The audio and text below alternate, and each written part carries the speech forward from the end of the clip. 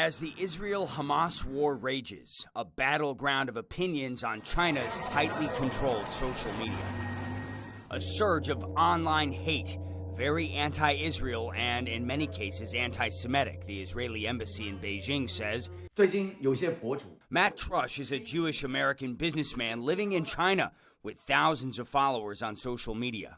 For centuries, China has been the biggest friend of the Jews, and until recently, that's now all changed.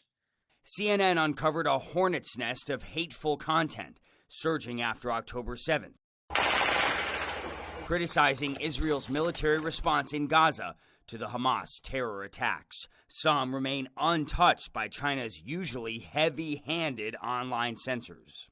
For a person like me, a Westerner, to post on China's TikTok, highly censored TikTok, I have to be very, very careful. And yet, these Chinese bloggers, these hate bloggers, seem to have free reign. Some online users combining the Israeli flag and Nazi symbols. Posted by netizens, the German embassy in China says the images are, quote, degrading to human dignity, and calls the posters ignorant idiots or shameless bastards.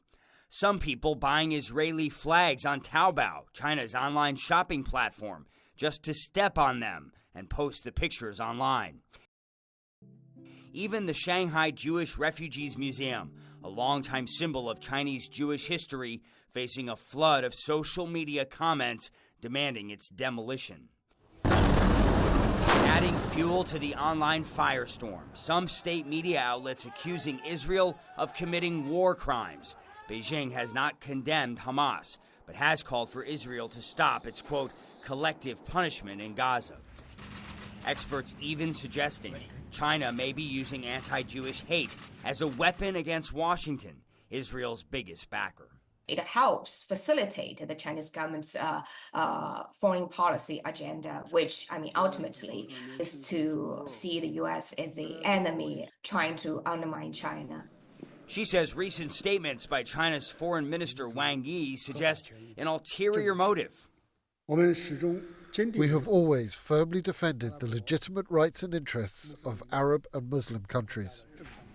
A deliberate diplomatic strategy influencing how Chinese citizens perceive the Israel-Hamas conflict.